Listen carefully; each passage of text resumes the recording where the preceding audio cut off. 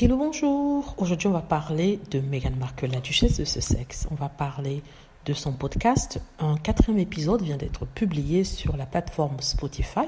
Et c'est un épisode tout aussi intéressant que les autres. C'est toujours dans la même continuité. C'est dans la même continuité de dénonciation de stéréotypes, de changement des mentalités. Donc ici, elle a interviewé Margaret Cho. Margaret Cho, c'est une comédienne qui fait aussi du stand-up aux États-Unis. Elle est en fait d'origine coréenne. Elle est née aux États-Unis, elle a été élevée là-bas.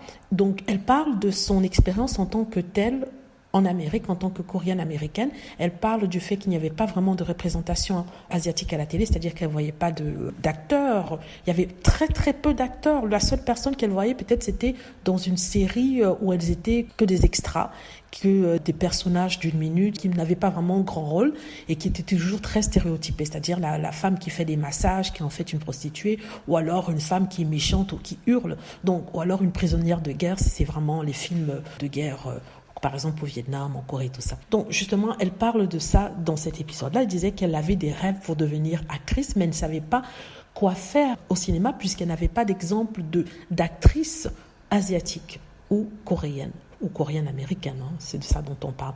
Et elle dit qu'il était très difficile de s'identifier à quelqu'un, mais elle avait la passion, elle avait les rêves, elle s'est dit qu'il fallait qu'elle fasse tout pour y arriver. Elle est arrivée à cela. En fait, tout ce podcast, c'est sur la représentation et sur les stéréotypes. Deux stéréotypes reviennent toujours quand il s'agit des femmes asiatiques. Il faut parler des femmes asiatiques, parce que c'est l'expérience d'une femme dont on parle, qui revient toujours lorsqu'il s'agit de femmes asiatiques. Femme dragon, soit c'est une femme qui est autoritaire, qui est très agressive, ou alors c'est la femme qui est un peu timide, mais très sexualisée, c'est-à-dire qui reflète ou qui répond aux fantasmes européens ou américains dans ce cas-là, c'est-à-dire une femme asiatique, fine, douce, calme, très sexualisée, qui est là pour offrir ses services et qui rêve surtout d'un petit ami blanc américain. Donc elle parle de ça. Elle dit que ce genre de stéréotype-là, c'est ce qu'elle avait et ça les rendait dingues parce que la réalité asiatique est tout autre.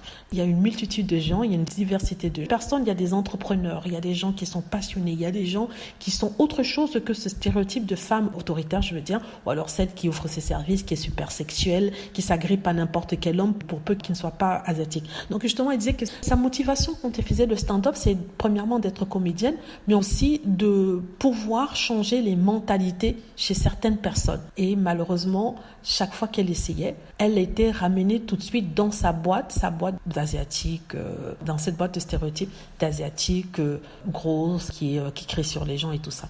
Et elle disait que vraiment c'était assez pénible à l'époque. Elle a parlé vraiment de l'expérience des Asiatiques aux États-Unis en ce qui la concerne des Coréens, n'est-ce pas? Elle dit que les Coréens ne s'expriment pas beaucoup par rapport à ce qu'ils ressentent. Ils gardent tout, les Asiatiques, gardent tout à l'intérieur, ils ne se plaignent jamais. Du coup, il n'y a pas vraiment de visibilité par rapport à ce qu'ils vivent. Ça donne des choses, par exemple, des comportements assez violents, dans le sens où les gens se disent qu'ils ne se plaindront jamais. D'où la recrudescence de la violence contre les Asiatiques, notamment avec le corona. En fait, ce qui est intéressant aussi, c'est que Meghan Markle apprend des choses. Autant elle pouvait donner son opinion sur le ressenti en tant que femme métisse ou noire par rapport à sa mère aux États-Unis, là, elle apprend des choses, même si l'expérience est quand même identique quand il s'agit de se sentir autre que la norme. Quand je dis la norme, à l'époque aux États-Unis, c'était être blanc américain. Donc tout ce qui est en dehors de ça est l'autre, une personne différente. Voilà, donc c'est de ce dont elle parlait et justement Meghan Markle l'écoutait et c'était vraiment très intéressant d'avoir cette perspective-là, cette perspective asiatique coréenne parce qu'on n'a pas vraiment d'écho des Asiatiques par exemple, on n'a pas vraiment d'écho d'eux malheureusement et elle a expliqué ce qui se passait dans leur communauté, comment ils vivaient les choses, les agressions, les stéréotypes. Et elle dit que la communauté asiatique c'est la communauté silencieuse qui existe mais qu'on n'entend pas et que avec elle, ce qu'elle essaie de faire, c'est faire changer les mentalités en montrant les inégalités, en montrant les injustices, en montrant les stéréotypes qui sont là et qui blessent. Voilà, en fait, c'est à peu près ça dont ils ont parlé. Elle a aussi interviewé Lisa Ling, qui est une journaliste renommée aux États-Unis, elle est chinoise. Et ce qu'elle a dit, elle aussi, quand elle grandissait, elle n'avait pas d'exemple de journaliste à la télé, mais elle était passionnée par le métier. Donc, la seule journaliste qu'il y avait, c'était Connie Chiang, une autre journaliste américano-chinoise qui était à la télé. C'était la seule.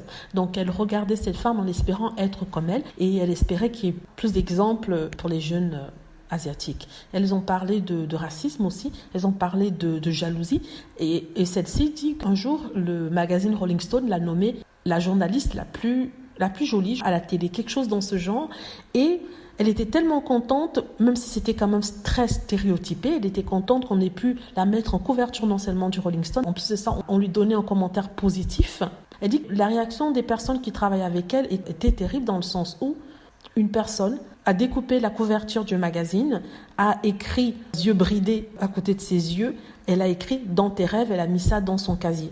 Et ça, c'était à son bureau pour la ramener où elle méritait d'être, d'après cette femme, c'est-à-dire dans la même case des stéréotypes qu'on connaît sur les Asiatiques. Elle dit que c'est une expérience qui était très agressive. Elle est passée d'un moment d'hilarité parce qu'on lui avait fait un compliment, même si c'était un compliment stéréotypé, et parce qu'elle était en couverture de Rolling Stone, qui était comme à l'époque la Bible des États-Unis, enfin, au niveau culturel et du rock and roll et tout ça. Et qu'on la ramène sur son lieu de travail, qui est le lieu où elle est censée se réaliser, on lui remet ça au visage en lui disant non, ne sors pas de ta boîte.